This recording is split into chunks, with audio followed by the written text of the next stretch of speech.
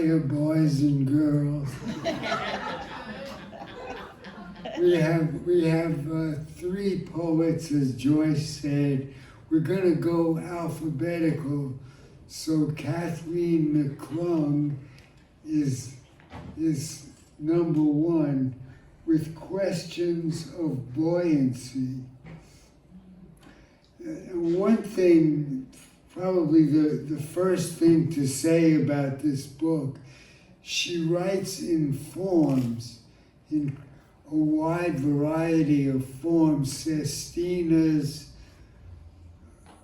villanelles, sonnets, a form called Gosa, G-O-S-A, that is brand new to me, crowns of sonnets. So if you're into the mechanics of it, for instance, her sestinas always have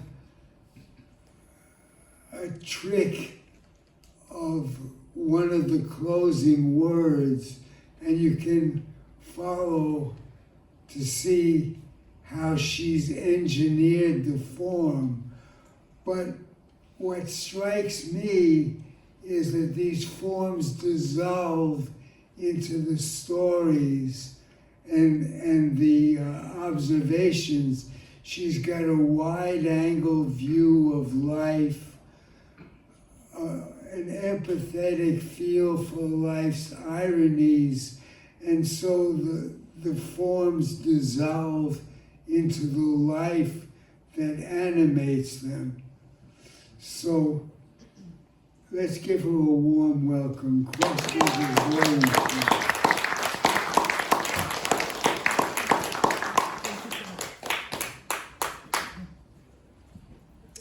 Thank you very much, Richard. I've lived in the San Francisco Bay Area for over 30 years and have been a fan and kind of in awe of Poetry Flash for all of those years. And so to be able to read today with not one, but two Poet Laureate Emerita for Poetry Flash, it's sort of like, what? I am just thrilled to be here today, absolutely thrilled. Most of the poems in Questions of Buoyancy were written between 2016 and 2021, which were years when Donald Trump was in office and years in which COVID happened. I've said to my partner Tom many times, I'm really glad my parents missed both Donald Trump and COVID. And the book is called Questions of Buoyancy because so many of these poems are about my attempt to stay afloat emotionally and spiritually during a very difficult time. I turned during that time to people from the past who also endured difficult times. And I'm going to start with a pantoum. That's the longest poem I'm going to read today. And it's a pantoum for Annie Sullivan, who was Helen Keller's teacher. And you may know that Annie Sullivan was the daughter of Irish immigrants. She was very poor. And when her mother died, she went to an almshouse, and her brother died in that almshouse. And she graduated from Perkins School for the Blind. She herself was visually impaired. And she got a job teaching Helen Keller. And my understanding is that on her first day on the job, as a very young woman, she had an argument with Helen's father, who had owned slaves. So this is a poem in Annie Sullivan's voice. It's a persona poem. It's a pantoum, and it's called The Comrade. If I dwell within old walls, I will always be blind. No miracles in the Tewksbury almshouse, only work and death, only scrubbing planks beneath my shins. No miracles in the Tewksbury almshouse, no answer to my prayers for Brother Jimmy, only scrubbing planks beneath my shins. Cobwebs I touch but cannot see. No answer to my prayers for Brother Jimmy, no priest or gravestone, only a small box. Cobwebs I touch but cannot see. Where do his bones lie? No priest or gravestone, only a small box. I will burst free, learn to read. Where do his bones lie? I will sign my name in bluest ink. I will burst free, learn to read. Men come to my aid, headmaster, eye surgeon. I will sign my name in bluest ink, grip documents like hammers, diploma, train ticket. Men come to my aid, headmaster, eye surgeon. What verb for all I do? Beseech, demand, grip documents like hammers, diploma, train ticket, south from Boston to Tuscumbia. What verb for all I do? Beseech, demand. So many words, so many destinations. South from Boston to Tuscumbia, I travel to a girl whose family owned slaves. So many words, so many destinations for those who would be free. We must work. I travel to a girl whose family owned slaves. Quarrel with Helen's father on my first day. For those who would be free, we must work. I spell words into her palm. Quarrel with Helen's father on my first day. Rue my own for leaving us. Again, what verb? I spell words into her palm. DOLLMUG, WATER. Rue my own for leaving us. Again, what verb? Together we enter silence. Smash it to bits. DOLLMUG, WATER. We are each thirsty. I will never leave her. Together we enter silence, smash it to bits.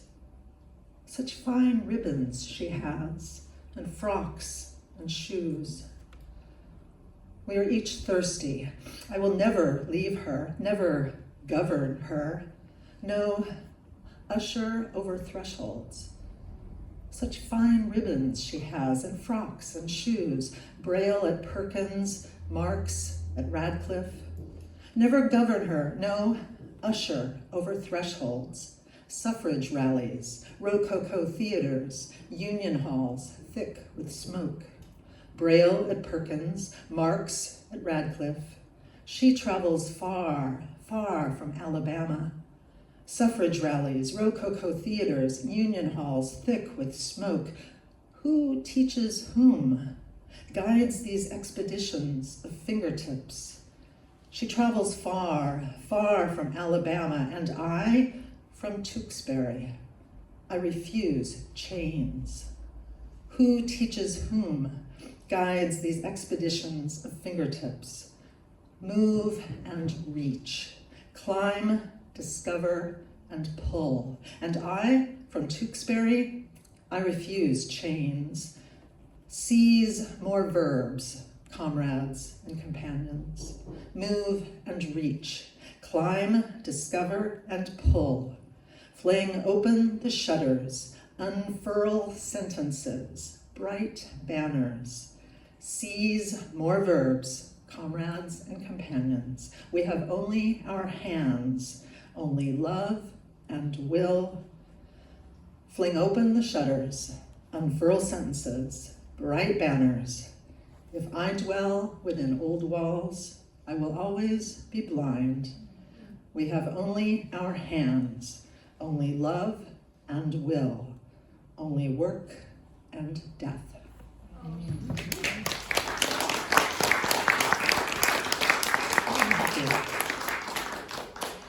For many months after Trump's election in 2016, I had a hard time writing. So what I did was I read a lot, and I wrote some centos. And as you know, a cento is a poem made up of other poets' lines. And that was kind of my way to get through the first few months. So this is a cento for Dawn McGuire. Some of you may know Dawn, an amazing poet here in the Bay Area, and a neurologist. And this is called After the Election 2016, cento for Dawn McGuire.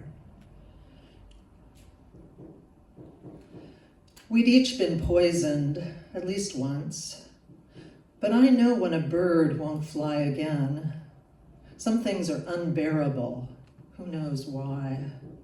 The fireball, the anthrax spore, the empty socket, its incendiary beam of pain in bone. Sometimes you just want a sign of what you could have been. Even now, the tiny villages on stilts are starting to tremble until a blade of light pries open the next day. He with the terrible nest of bees he sees dropping from the ceiling. You take it personally, then not. How ancient this borrowed body, smooth as sweetgrass after a wind. I bring you my unknowing. We do the best we can, lost down some tree that lightning struck. Even now, the identity thief is riffling through your trash, refusing to put her change purse down. She doesn't remember her homeland. Sometimes you get only a day's notice. What do you take?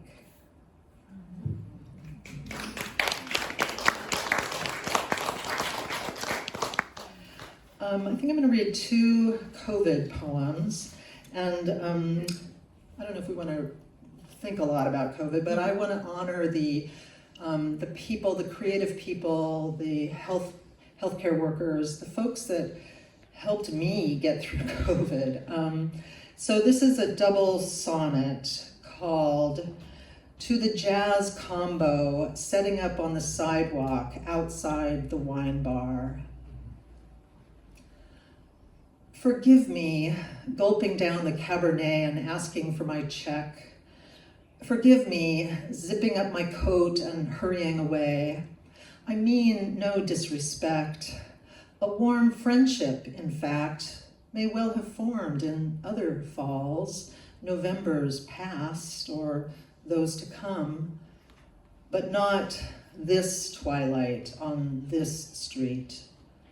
The hospitals are filling, libraries all locked. We thought we'd sailed past the worst, but we were wrong. The worst surrounds us now, and I must flee musicians, drumsticks, stand-up bass. Your songs may soothe, may soar, but you're too close to me. I haven't drunk enough to keep me here. Discard my caution in our COVID year. Discard my caution in our COVID year? I haven't drunk enough to keep me here. You'll soothe, you'll soar, but you're too close to me, musicians. Drumsticks, stand-up bass, your songs. The worst surrounds us now, and I must flee. We haven't sailed past the worst. Our wrongs are filling. Libraries all locked. I thought, twilight in this street. But hospitals, November's packed. And those to come may not, in fact, be well. What forms in other falls? I mean no disrespect, just warm friendship. I zip my coat. I'm hurrying away. Forgive me, asking for my check, no tip. Forgive me, gulping down the Cabernet.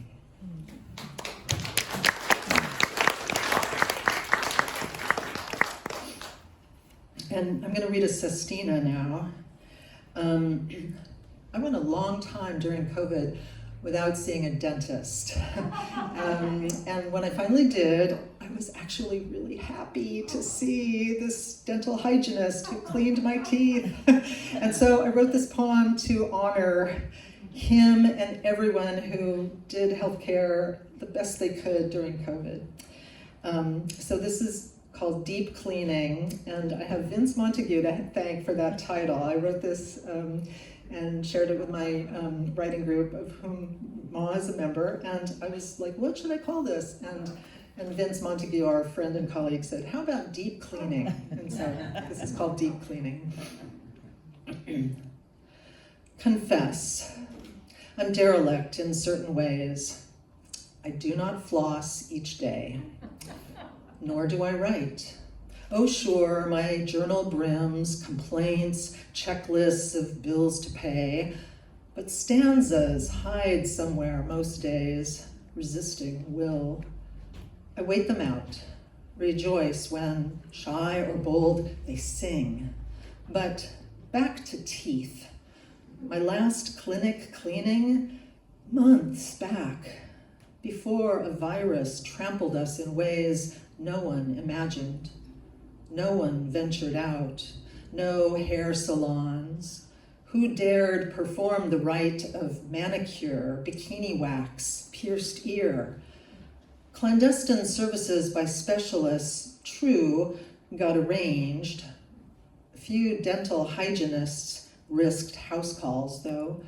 Millions like me lapsed. Plaque steamrolled, incisors, molars everywhere. Perhaps the traffic eased on roads, freeways, but in our mouths, gum lines clogged up. Why write of teeth, you ask? Why not an ode about eyelashes, lips, more lyrical, no doubt? Last week's appointment topped my to-do list. I'd made the call in June. The time seemed right to reunite with Rick. My first time back. 4th floor, great view, the bridge not far away. I'd missed the ritual, not quite aware how much. Behind the gear he had to wear, the mask, shield, gloves, his goofy wit leaked out. Forgive me waterboarding you, our ways of torture haven't changed. He sped through lists of musicals he loved. They all went back a dozen years or more. Scraped right, then left, methodical. And though he would be right to reprimand my flosslessness, nowhere did Rick pronounce my flaws, just said, come back, and pulled a toothbrush from a drawer without rebuke. A long-stemmed rose. I read the lists of cases in each state. It's far away, pandemic end. Nowhere has it snuffed out. I write these stanzas, lists of syllables, small ways I can give back my tongue on teeth.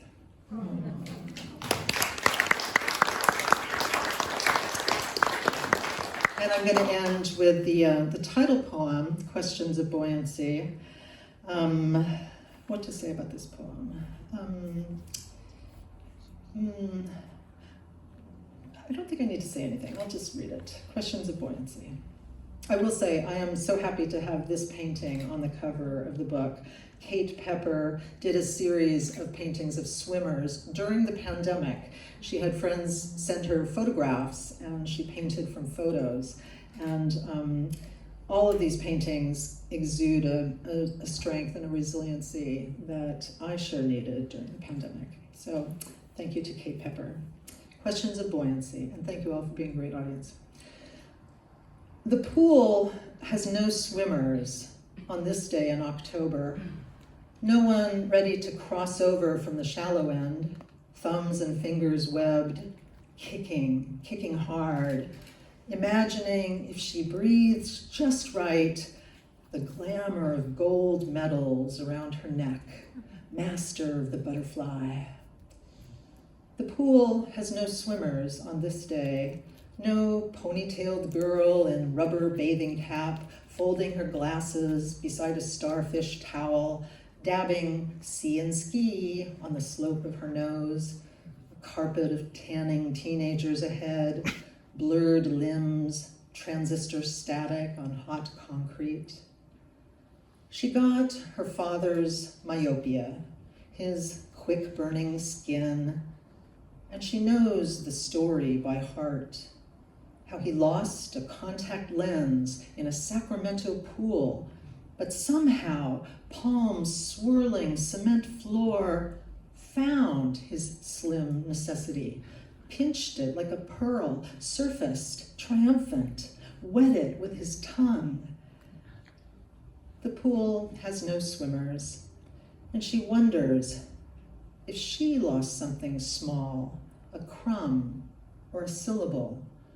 Would she climb the fence, strip away the buoyant, dive into this alluring blue? And how deep would she go before coming up for air? Thanks so much.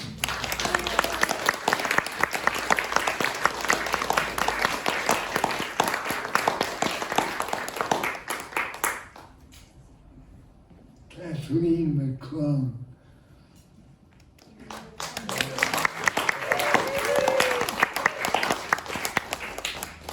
Okay, our next reader is Kim Shuck.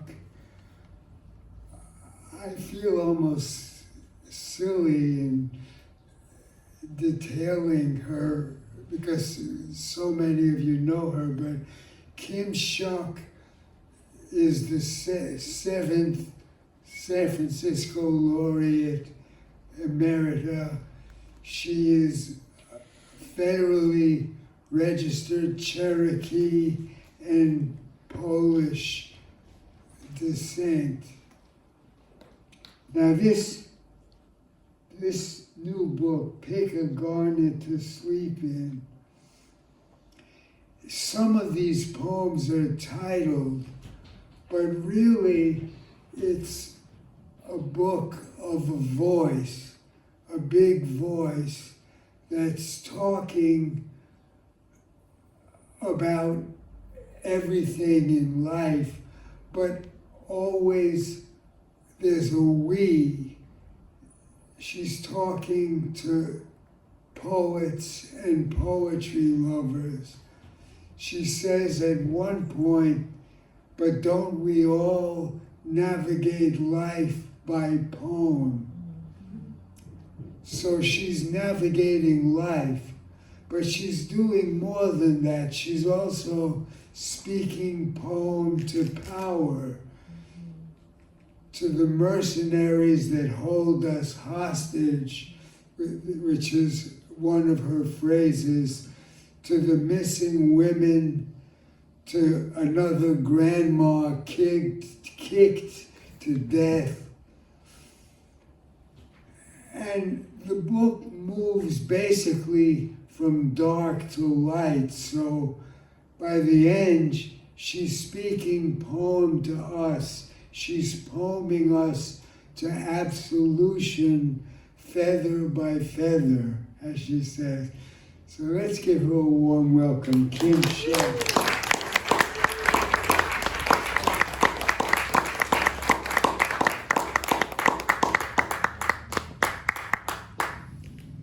Tell you a thing about doing these readings is it'd be worth it even if I wasn't looking forward to it just to hear Richard's intro.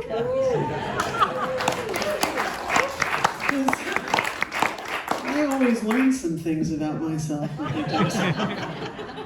Is that what the book's about?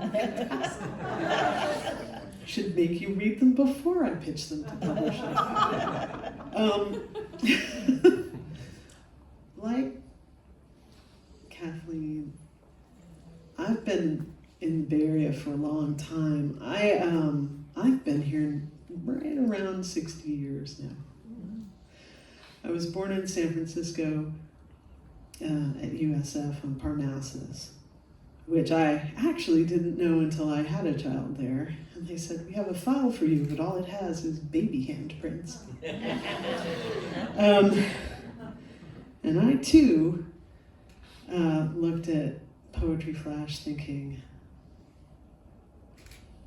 when I'm a big girl poet, I'll be published in Poetry Flash. We get to keep what we support. I keep trying to figure out how to threaten or cajole people with copies of unpublished poetry, saying something like, donate to Poetry Flash, and I will send you one of my unpublished poems that you will have no access to in any other way. Or if that sounds terrifying and appalling, I will refrain from sending you a poem. haven't worked out how to do that without making more work for choice. So, I wrote a poem a day and made them into pamphlets for 2023. If that sounds exciting and you want to donate a reasonably substantial amount to Poetry Flash, we can talk about maybe, some kind of exchange for that, because it's an important literary organ. Stuff like this doesn't happen without them. In many ways, the way I learned how to do curation came in a strange way before I'd actually met Joyce through going to Poetry Flash readings. So it's an important thing. These poems were written during the lockdown, most of them. And I had a reading right before the last election. And they felt a little too despairing. But they're right back in their lane now. So buckle up. Speechless. As the hundreds of years of rumor of our death is enforced, we're said to have vanished. So we vanish. And those who declare themselves allies identify the priorities for us. I'm not surprised that our safety is still not on that list. And if I'm silenced by law or by a man who overtalks me for having an answer he feels is wrong, in a time when we need to demonstrate unity, and yet another time where the word we will be defined by someone else, I'm not surprised. But I can still be heartbroken. I find it hard to breathe, and the breath leads the word, and I'm weary, but I'm not beaten. Make no mistake, not everyone has been silenced.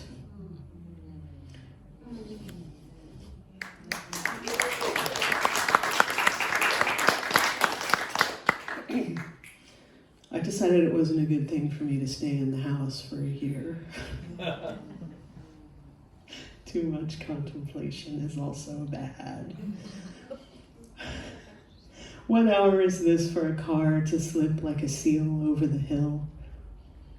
Lights cut at the window, striking raindrop shadows, Sky Creek finding level, finding the echoes of wounded knee, of the numbers we roll around in our symbols, of the pen we can't find. Rattle of thinking, rattle of mystery hours in a suspended time of year, the pendulum knocking over one more peg unwatched. Every year that image, death by someone else's fear, and the trailing connections of questions we thought were answered.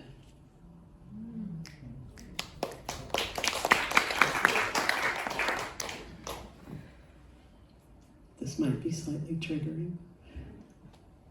How often the word wall, fact and scattered, family scattered, wall, stone, tumbled, kitchen table, revolution postponed. A stone. Not from a wall, one that fits the hand, and once I might have thrown it, I might have. But some windows are paper, won't shatter. Family, the web we cast between us, the school we make, the knots we tie, the numbers we decode, a revolution of soup and acceptance. When they tore apart the sacred trees, some of you are thinking the Irminsul, some of you are thinking the cherry trees in front of the cultural center. Yes, I thought about every small thing destroyed to make a point. And now I think about the petroglyphs. We saw them in the hot evening there in the trees, gone silent, and for now the memory of being there, hidden near the state road, is held by more than me, no less sacred. And after we who saw it were gone, in photos. And when the photos fade, that story will be different, like every missing woman, every grandma kicked to death, like a bullet through an apartment wall, a legacy of breaking, and that story will be exactly the same after all.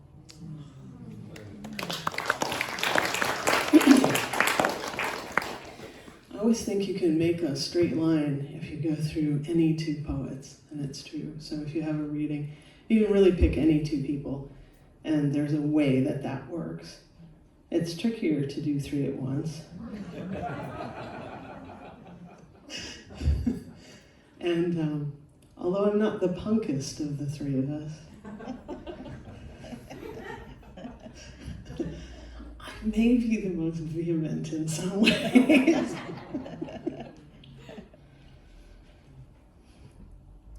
Some prayers are small enough to fit in your mouth. Once released, they come together with other prayers to quench a fire, a thing of disassembly. Your prayer, small as thought, small as fingerprint that writes a lifetime just there, just small. A mark, not even a word, a mark, part of a mark, linking like a chain, like millions of prayers, like poems. We'll call it change. The personal is political, they said, and some of us were paying attention, but only for some people. A woman's movement that still doesn't speak to women of color and other women because they'll decide who's a woman, and where reproductive rights ideology doesn't touch on those sterilized at the border. The personal's political, unless it's a floor swept by someone who is not you for less than minimum wage. The personal's political if it's your child dying, but not if it's someone's indigenous vanished or murdered. Black lives, caged children, or a trans man on a barbed wire fence. I've heard that man say the personal is political, but he only meant it if he was the person.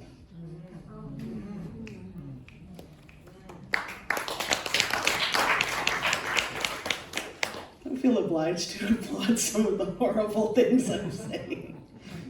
That is actually directed at somebody who was telling me about how he'd been such a free speech advocate, but that some concerns it wasn't time for them yet. I think I've developed something of a reputation for saying unpleasant things to people who start shit. It's a bad habit, but it can be really funny if you're not the person. Can I read that one?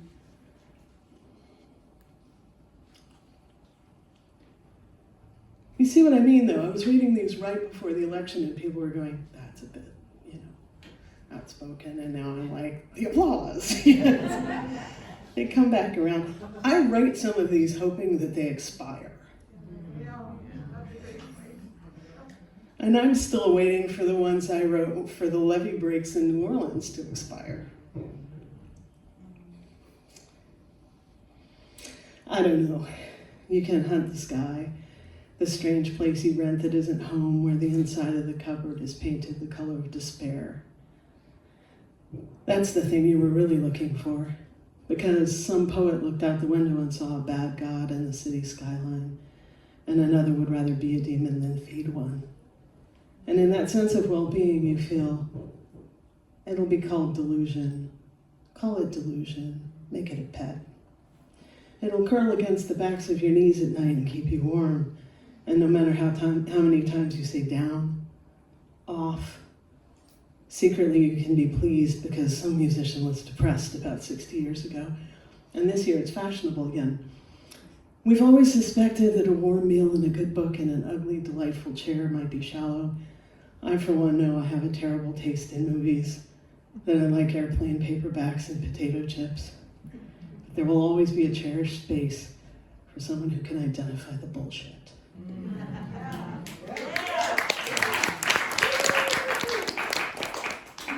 I'm going to finish with this. The city forest isn't a sculpture. It's a sculpture. Self-assembling, falling apart, taken apart, sold at distance, used as a symbol, a machine, a meat grinder, a sidewalk household.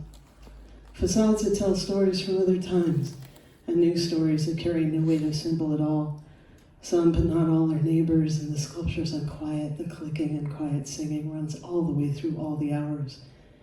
And visionaries have developed a way of telling the future by reading the lights in the windows on this hillside. Sing to me louder. I'll love you forever, like the strange whimsy that wanders these hills with model train sets and the secret belief in genocide, hand in hand with commerce. The threat of an untied rope.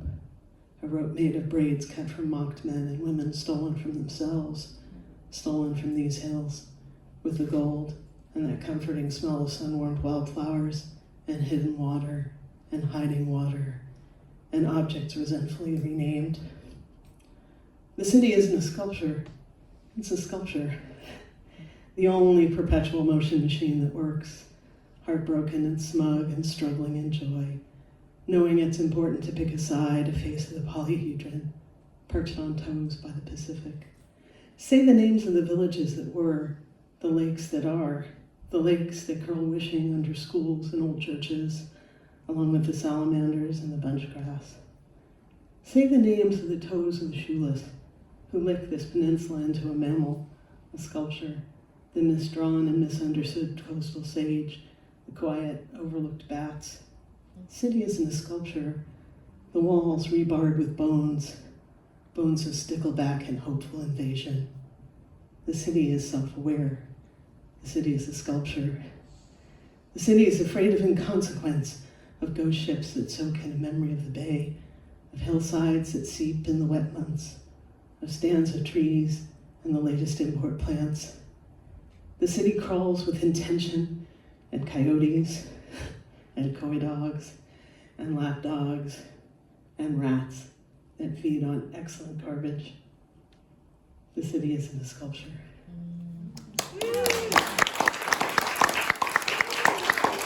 Thank you.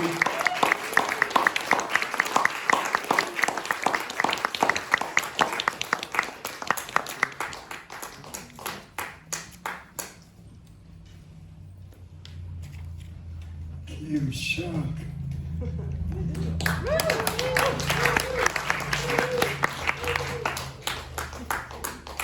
Okay, our third reader is Maw Shein, and the book is called Percussing the Thinking Jar. Now, if you take that phrase, does it mean knocking on our noggin to get us thinking? Well, yes, but that doesn't get it. A thinking jar, what is a thinking jar? It's a unicorn of phrase. It's made of something that doesn't exist until it's said. And the way it's said, percussing. So this book does a lot of that kind of stuff to language and thought. But it also has there's a person in the book, of course. And one phrase that struck me in listing of fast phrases, my anxiety at disappointing my therapist. What kind of person thinks that? I may be paraphrasing here, but she says, I cry at all the right things. And the last phrase in the book, mantra, life can't killing, mantra, life can't killing, life can't killing, life can't kill my rainbow. I finally got it out. Let's give her a warm welcome, Maw Shein.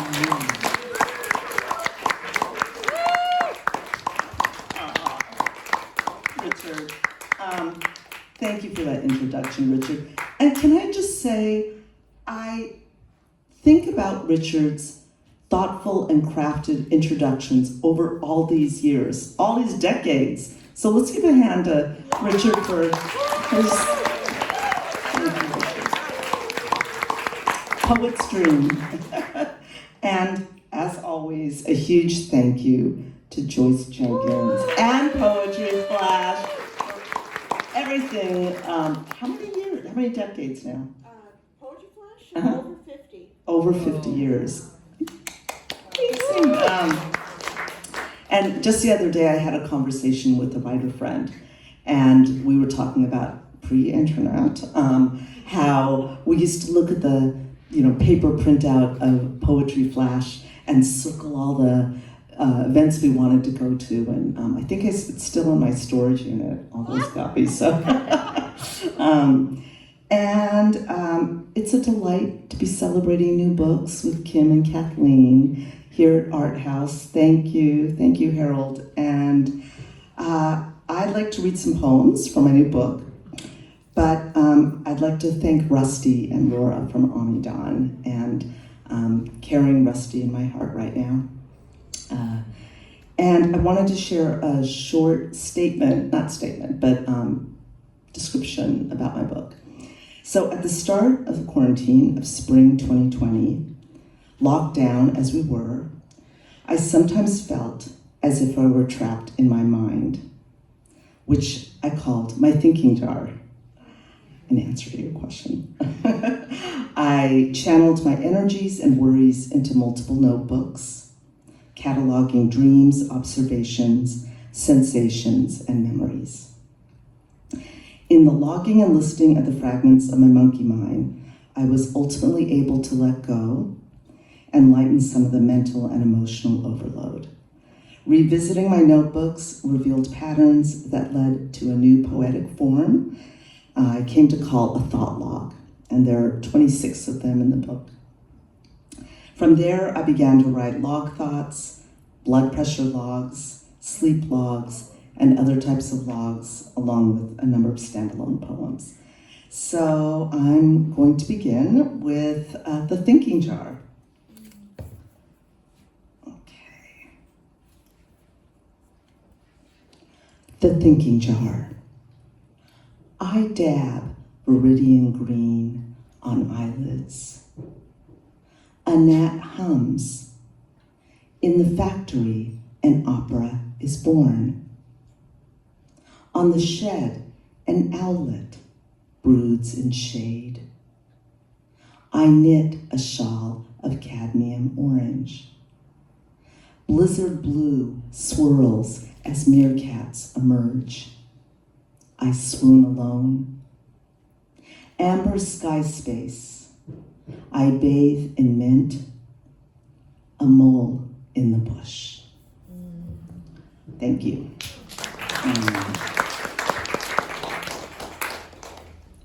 Okay, didn't know I was going to read this. Okay, weather log. Scroll the gloom, the news blues. Pour into etched goblets, elixirs of spirits. Meditate with strangers online. Suspended animation. What does it take to get out of bed? Walk days toward coffee maker, our laptops, hot pots, donate to charities, sleep through one night, winds rattle windows. Can't see ocean from here, abounding in calms, then quick, sharp squalls. So nice to be here. Thanks to everyone for coming too on this gorgeous day. Okay, so I teach, and every semester I have to write a syllabus. So the last time I had to write a syllabus, I was just struggling. It was just so I wrote this instead. Okay, syllabus log. Module 1. Metaphor is a mystery of the human condition. Imagine the compositional cloudburst. No one has seen my lower half. Module 2. Urgent offerings are hidden in banalities. Subvert your attention. We construct memories in 25-minute sessions. Module 3. Implicate the readers to upend their views. Astonish with sonic delight. Teach 32 credits to begin climbing the seniority ladder. Module 4, visual rhetoric in relation to image skims water. Include low-stakes assignments. My slideshow of falling architecture. Module 5, respond to nonce language with nonce enthusiasm. Initiate labor-based grading. Recurring dream of disappeared lesson plans. All the teachers are laughing. Module 6, an examination of parlor flames. Enliven the gestures of flat characters.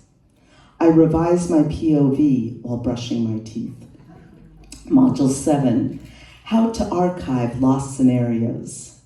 Investigate the subjective experience of time travel. Our field trip to the pirate barbecue. Module 8, explorations of the vagus nerve. Analyze relationships among air-breathing arthropods. I grapple with squishy boundaries.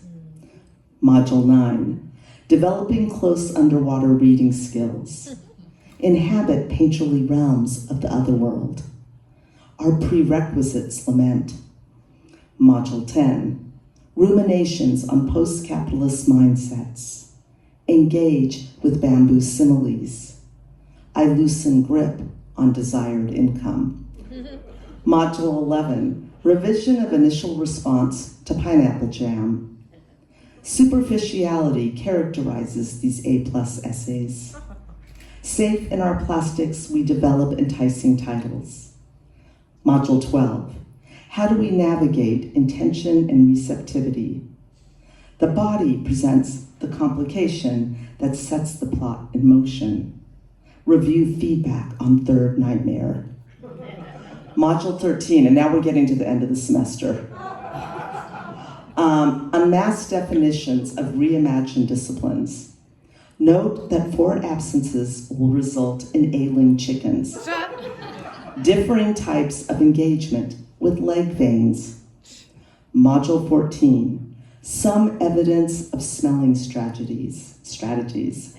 Students commit to deft aesthetics. I long for counter-arguments.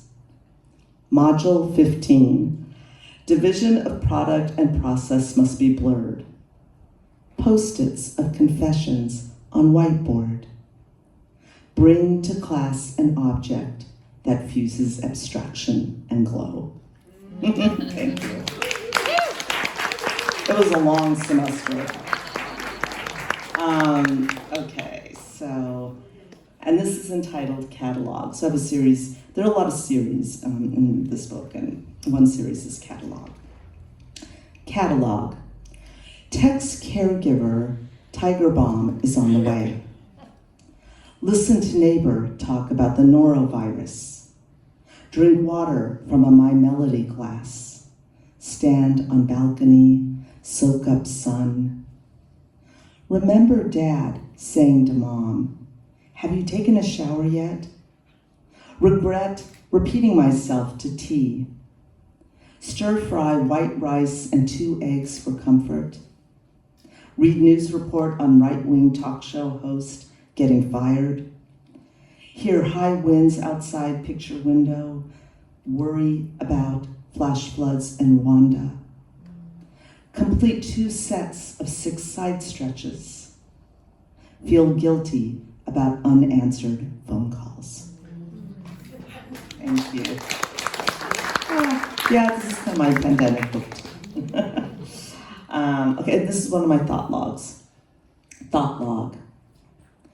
Ephemeral locations rebroadcast on radio. Sleep talk under a blanket of ice. Amethyst tadpoles, rumble strips, sacred airspace. We reconfigure our belief systems. Discover the misting spot. Share, scream. I catch the baby in the falling landscape. I drop into my body and pay attention to the alarm system. Our calico is shrinking. Enshrine insights for future meetups. We pantomime in different rooms. Smaze, folk, flair. Hold open a space for coincidence. Banana fellas, succulent pathways, butterfly farmers. Flammadiddle, Radamacue, long roll. Stomped on the teleprompter.